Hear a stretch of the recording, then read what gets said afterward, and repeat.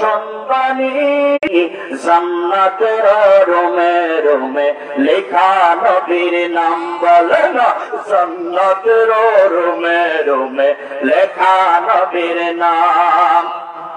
উস্তুনে হান্নানা একটা খেজুর গাছের নাম, যাকে ধরে খুতবা দিতেন রাসূল আকরাম। বলেন যাকে ধরে খুতবা দিতেন রাসূল আকরাম। গাছটি নবীর বিরহে কাঁদিতে রহে, গাছটি নবীর বিরহে কাঁদিতে রহে। হতবাক হইলেন দেখে সাহাবায়ে কেরাম। বলো না হতবাক হইল দেখে সাহাবায়ে কেরাম। লা ইলাহা ইল্লাল্লাহ, জোরে লা ইলাহা ইল্লাল্লাহ, লা ইলাহা ইল্লাল্লাহ মুহাম্মাদুর রাসূলুল্লাহ। সাকি একটু লাগবে আপনাদের? আল্লাহ ওয়াজ কোনটা দিয়ে শুনছেন? মুখ দিয়া নাকি কান দিয়া? আমি তো মুখ দিয়ে করতেছি জবান দিয়া, এই জন্য জবানের উপর একটু ডালতেছি, ঠিক কিনা বলেন? পরিষ্কার লাগতেছি। আপনারা যদি কোন আমরা কানে শুনতেছি, এটা কানে দেন না মৌলানা সাহেব। কি করছে রকম ভাই, কানে লয়েছে, কানের পর্দা ছিঁড়ে ফেলাইছে সাদাইলা, ঠিক কিনা? কাজে দরকার নেই। আমি খাই, আপনারা দেখেন, আপনাদের জন্য গরুর গোশত। আল্লাহু আকবার। নিয়ামত পাইলে নিয়ামতের শুকরিয়া আদায় করলে আল্লাহ বাড়ায় না কমায়? আজকে 1 পিস খাবেন, শুকরিয়া আদায় করবেন, কালকে 2 পিস বরাদ্দ, ঠিক কিনা বলেন? আল্লাহু আকবার। বলতেছিলাম আমার নবীর প্রেমের কথা, নবীর প্রেম শেখানোর জন্য বিশ্বরী কেবলা জানো হুজুর এই জগতের মধ্যে আসছেন, জোরে বলেন ঠিক কিনা? তো কি করতে হবে সেই প্রেমটা শেখার জন্য? হুজুর কেবলা জান যে শর্ত দিয়েছেন, পীরের জাতকে কবুল করা লাগবে, পীরের সাথে বিলীন হতে হবে, ফানা ফিস শাইখ হতে হবে। ফানা ফিস শাইখ যদি হয়ে যান, ফানা ফির রাসূল আপনার হতে সহজ হয়ে যাবে। ফানা ফির রাসূল মানে রাসূলের জাতের সঙ্গে মিলে যাবেন।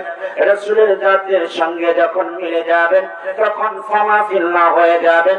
ফানা ফিল্লাহ যখন হয়ে যাবেন, ফানা ফিল্লাহ যখন হয়ে যাবে, ফানা ফিল্লাহ যখন হয়ে যাবে, আপনার দেহ অভ্যন্তরের মধ্যে যে অভ্যন্তর রয়েছে, যেই সিনা রয়েছে, সিনার মধ্যে এমন একটা বিদ্যা আমার আল্লাহ পাক রব্বুল আলামিন দান করবে।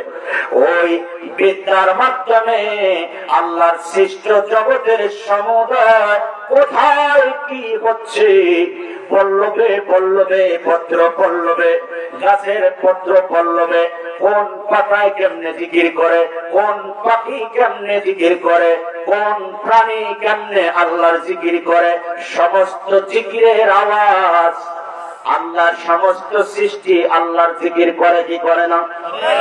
আল্লাহ বান্দারে জিকির করতে কয়, আল্লাহ জিকির করে না, ঠিক কিনা বলেন? আল্লাহ কয় বান্দারে আমার জিকির কর, বান্দা করে টাকার জিকির, জোরে কোন ঠিক কিনা?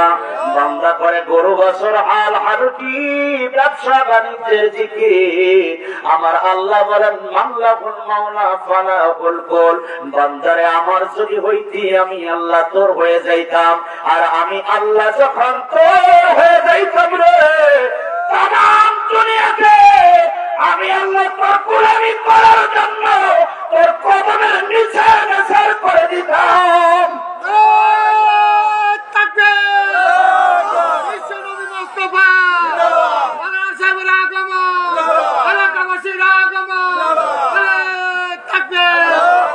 আল্লাহ যেই বান্দা হয়ে যাবে, আল্লাহ তার হয়ে যাবে, আর আল্লাহ যার হয়ে যাবে।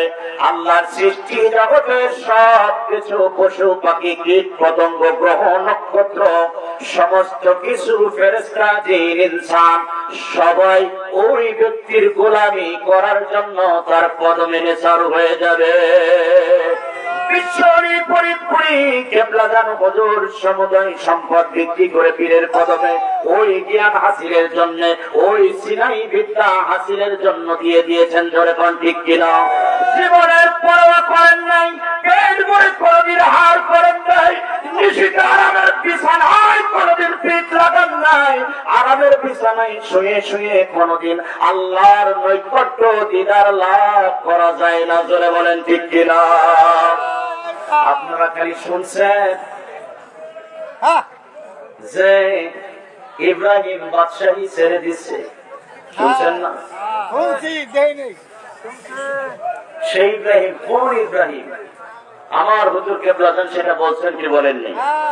আরে ইব্রাহিম সারিয়া দিল মহামল্লা সিংহাসন, দেখ না ফরিদ করিল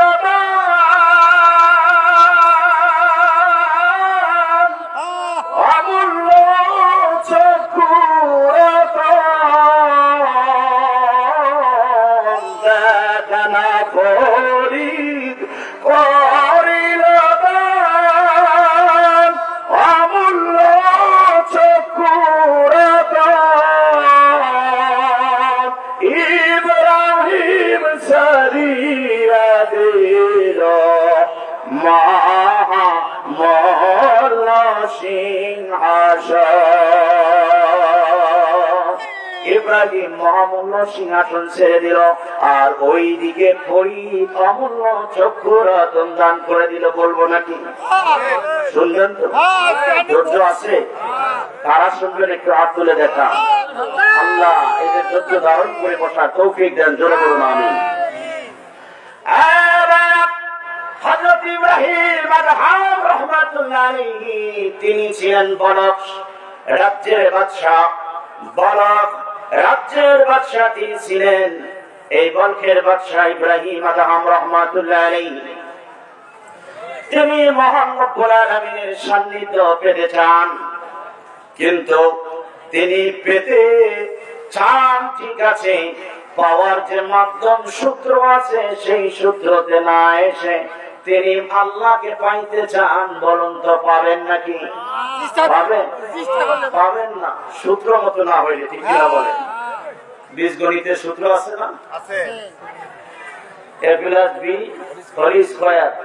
এর সূত্র যেটা, সেটা যদি আপনি না বলেন, অন্যটা দেন, a - b হোল স্কয়ারের সূত্র লাগান, এখানে হবে না। সূত্র দিয়ে পরে হবে? হবে না। যা সূত্র যেখানে সেটাই দেওয়া লাগবে। ওনার সূত্র মিলতেছে না, কিন্তু আল্লাহ পাইতেছে। অবস্থায় ইব্রাহিম আদহাম রাহমাতুল্লাহ আলাইহি আরামের বিছানায় রাজপ্রাসাদে রাজ বিছানায় শুয়ে শুয়ে আল্লাহ তাআলাকে খুঁজতেছেন। রাজপ্রাসাদে ছাদের উপরে উট চারণ করা উটের খুরের আওয়াজ হইতেছে।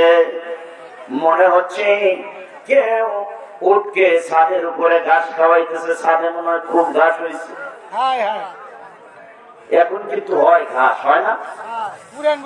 এখন মানুষ পুরান না, ওরে ভাই নতুন জায়গায় হয়, ইচ্ছে করে বানায়। বিভিন্ন ধরনের ভেজিটেবল চাষ করে বর্তমান ছাদে। ঠিক কিনা বলেন? কারণ আস্তে আস্তে আরো বেশি করবে, করবে না? কারণ মানুষ বাড়ে বছর বছর, জমি তো বাড়ে না। ঠিক কিনা বলেন? জমি তো বাড়তেছে না, মানুষ তো বাড়তেছে। মানুষ খাইবো কি, করবো কি? ছাদের উপরে জায়গা আছে ফাঁকা, কি করবো ফাঁকা রেখে? এরা লাগা টমেটো চাষ কর, বেগুন চাষ কর, লাল শাক বোনা, পালং শাক বোনা, হয় কি হয় না স্যার? হচ্ছে বাস্তব। যুবক ভাইয়েরা এই অসুবিধা যদি তোমরা না আসো, আফসোসের আমার শেষ নেই। ভাইয়েরা অনেকে এসে গেছে অল্প একটু জায়গা খালি, আমার মনে হয় একটু পরে এইটুকু খালি থাকবে না, ভরে যাবে। আশিকে রাসূল তারা আমার নবীর প্রেমের কথা, কোরআন হাদিসের কথা শুনে তারা বাইরে থাকতে পারবে না? পারবে না, কোন লাভ তো নাই বাইরে, আছে নাকি? গভীর মনোযোগ। হযরত ইব্রাহিম আদহাম রাহমাতুল্লাহ আলাইহি রাজপ্রাসাদে রাজ বিছানায় শুয়ে শুয়ে আল্লাহ পাক রব্বুল আলামিনকে খুঁজে তালাশ করে। রাতের বেলায় কানে আওয়াজ আসলো, শব্দ আসলো, মনে হচ্ছে ছাদের উপরে গিয়ে কেউ উটকে ঘাস খাওয়াচ্ছে। উটটা চলে চলে ফিরে ফিরে নড়ে চড়ে ঘোড়ের আঘাত দিতেছে ছাদের উপরে, আর ঘাস খাচ্ছে এমন আওয়াজ। ইব্রাহিম আদহাম রাহমাতুল্লাহ আলাইহি রাজপ্রাসাদের রাজ বিছানা থেকে ডাক দিলেন, কার তোমার সাহস আমার ছাদের উপরে উট চড়ানো হচ্ছে, আমার ছাদের উপরে উটকে ঘাস খাওয়ানো হচ্ছে। ছাদের উপর কি উট চড়ানোর জায়গা নাকি ঘাস খাওয়ানোর জায়গা নাকি? কে আশ্চর্যের ব্যাপার, কে ছাদের উপরে উট নিয়ে গেলাম? এমন যখন যন্ত্রা ধমকি করতেছে, উপর থেকে আওয়াজ ধমকের নয়, নরম সুরে জোরে বলেন ঠিক কিনা? যারা শরীফ লোক, যারা শরীফ জমিয়তের লোক, যারা ভদ্র লোক, তাদের আওয়াজ এত ধমকা ধমকি নয়, তাদের আওয়াজ হয় নরম, অনিতিন বিনয়ের সঙ্গে তাদের আওয়াজ হয়, জোরে বলেন ঠিক কিনা? উপরের আওয়াজ যার আছে ওটা হলো আল্লাহর গায়বী আওয়াজ। আল্লাহু আকবার বলেন। আল্লাহ পাক রব্বুল আলামিন জানায় দেয়, ছাদের উপরে উট চড়ানো আপনি কি আশ্চর্যের মনে করলেন? আপনি যে রাজ সিংহাসনে শুয়ে শুয়ে আল্লাহ তাআলাকে খুঁজেন, আল্লাহ তাআলাকে পাইতে চান, ছাদে উট চড়ানোর চাইতে আপনারটা আরো বেশি আশ্চর্য।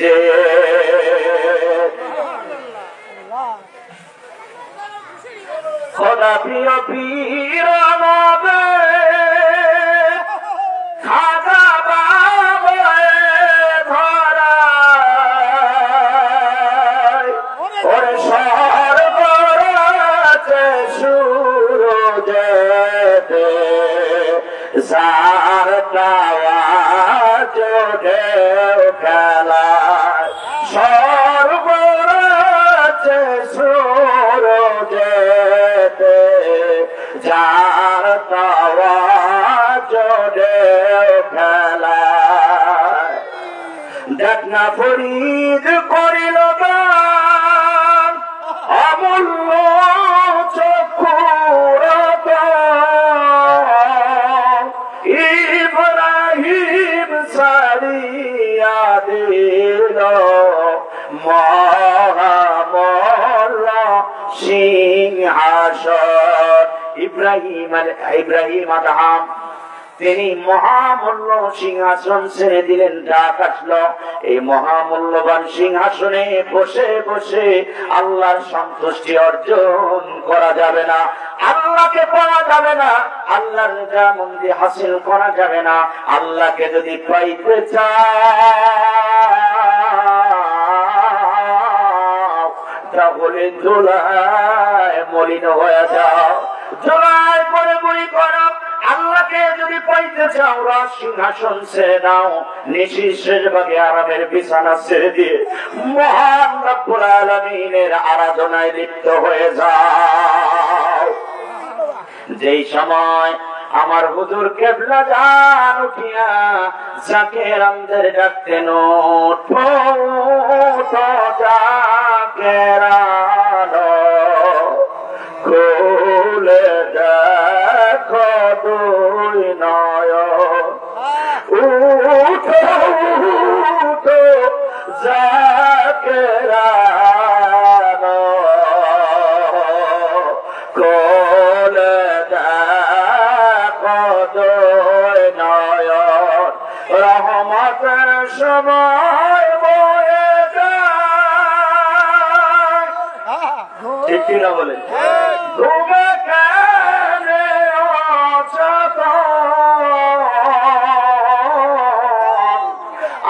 আল্লাহ রহমান রহিম বলে ডাকো সর্বক্ষণ। হুজুর কেবলাজান বলতেন বাবার আল্লাহ তাআলাকে যেমন সন্তুষ্টি হাসিল করতে হলে, আল্লাহ তাআলাকে পাইতে হলে, আল্লাহ তাআলার দিদার লাভ করতে হলে, বাবারা কোন কিছু পাইতে হলে আল্লাহর পক্ষ থেকে, আল্লাহর কাছ থেকে নিশির বা আরামের বিছানা ছেড়ে দিয়ে মহিয়ান বনিয়ান মাবুদ মাওলাকে মধুর তিন নাম ধরে প্রাণ করে ডাকবা আল্লাহ এ রহমান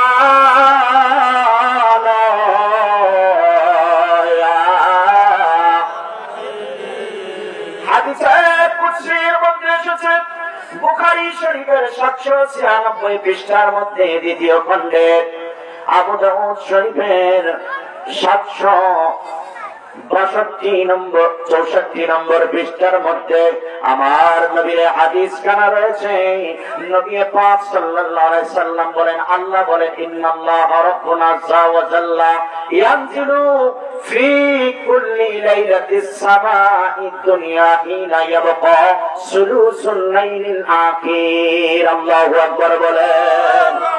من يدعوني فاستجب له ومن يسألوني ومن يستغفروني فاغفر له ومن يسألوني فاغفر ما أوتيه। الله أكبر বলেন। নবী বলেন নিশিশের ভাগে, প্রত্যেক নিশিশের ভাগে আল্লাহ পাক রব্বুল আলামিন একেবারে প্রথম আসমানে নেমে এসেন। আল্লাহ পাক এসে বলেন মান ইয়াদউনি ফাস্তাজিব লাহু, কে আছো আমি আল্লাহকে ডাক দাও, আমি আল্লাহ তোমার ডাকে সাড়া দিব। আল্লাহ ডাকে সাড়া দেওয়ার মানে হলো আল্লাহকে ডেকে ডেকে মনের মধ্যে বান্দা যা চাইবে আল্লাহ পাক রব্বুল আলামিন তার চাওয়া পূরণ করে দিবে। আমার হুজুর বলেন ভয় ভীতির মাধ্যমে বিনয় বিনয়ে আল্লাহ পাকের মধুর তিনটা নাম ধরে নিশিশের ভাগে ডাকে। আল্লাহু আকবার বলেন। আরে জিকির ওয়াজ তো একসাথেই চলতেছে, ভাই জিকির ধরাইতে তারপরে মিলা ওরা বলে দিলে তো গভীর মনোযোগ। মিলা করাইতে আবাইরা ইব্রাহিম আদহাম রাহমাতুল্লাহ আলাইহি তিনি, আমি সংক্ষেপে চলে যাচ্ছি, আলোচনা বলে শেষ করতে হবে। বাড়িওয়ালা বলছি, বাড়িওয়ালা যা বলে আমরা তাই করি, ঠিক না বলেন? রাত করে লাভ নেই। আমার কি দরকার আছে এত চিল্লানে?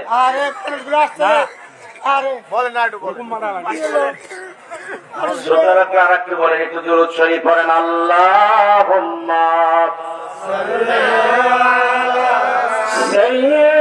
সাইয়্যিদিনা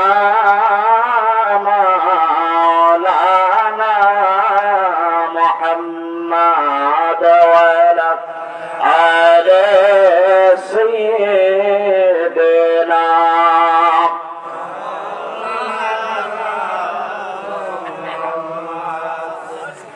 ইব্রাহিম আদহাম রাহমাতুল্লাহ আলাইহি ওই নিশির ভাগে তিনি বুঝতে পারলেন রাজপ্রাসাদে রাজ বিছানায় শুয়ে শুয়ে আর আল্লাহকে পাওয়া যাবে না।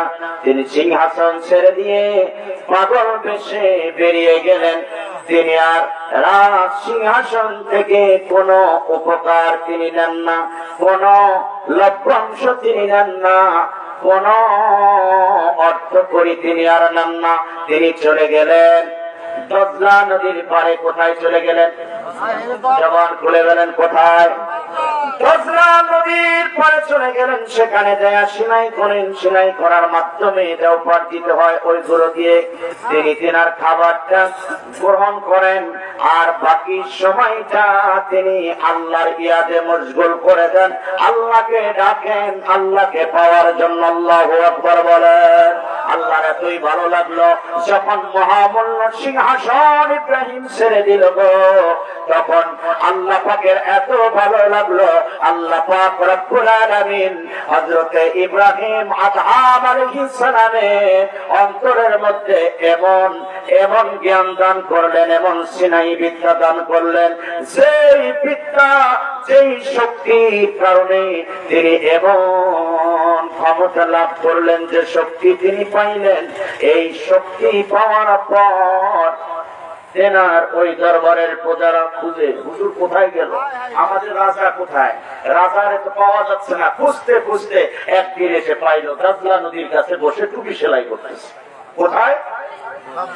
দজলা নদীর কাছে, দজলা নদীর পরে বসে বসে ইব্রাহিম আদহাম তিনি টুপি সেলাই করতেছেন।